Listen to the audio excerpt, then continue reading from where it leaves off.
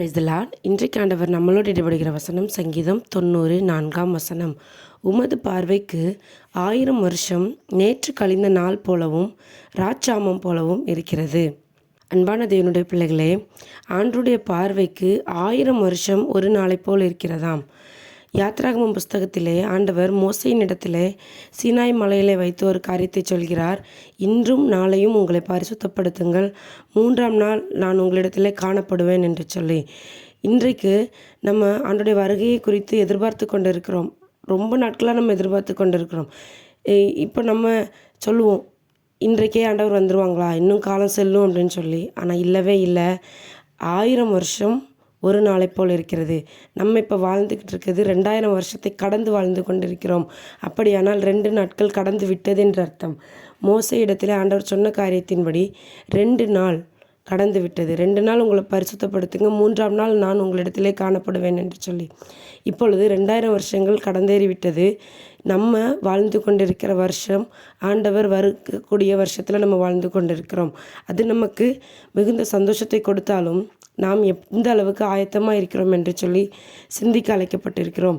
பலத்தின் மிகுதியால் நம்முடைய வாழ்க்கை இந்த பூமியிலே வெறும் 80 வருஷம். 1000 வருஷத்தில் ஒரு 80 வருஷத்தை யோசிச்சு பாருங்கள்.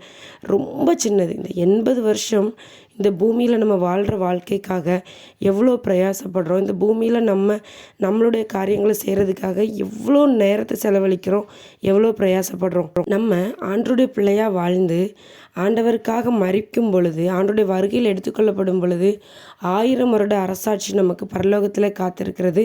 மகிமையான முழுமையான சந்தோஷம் நிறைந்த அரசாட்சி நமக்கு அங்கே காத்திருக்கிறது. அதற்கப்புறமா நித்தியமான நமக்கு ராஜ்யம் காத்திருக்கிறது. இந்த வெறும் 80 வருஷ வாழ்க்கையில் நம்ம ஆண்டவருக்காக உண்மையும் உத்தமமுமா வாழ்ந்தா 1000 வருட அரசாட்சியும் நித்தியமான பரலோக ராஜ்யமும் நமக்கு காத்திருக்கிறது.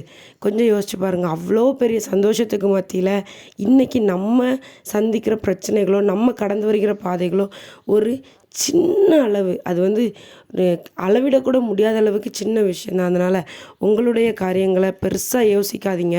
அதே மாதிரி இந்த வாழ்கிற ஒவ்வொரு நாட்களும் ஆண்டவருக்காக வாழுங்க.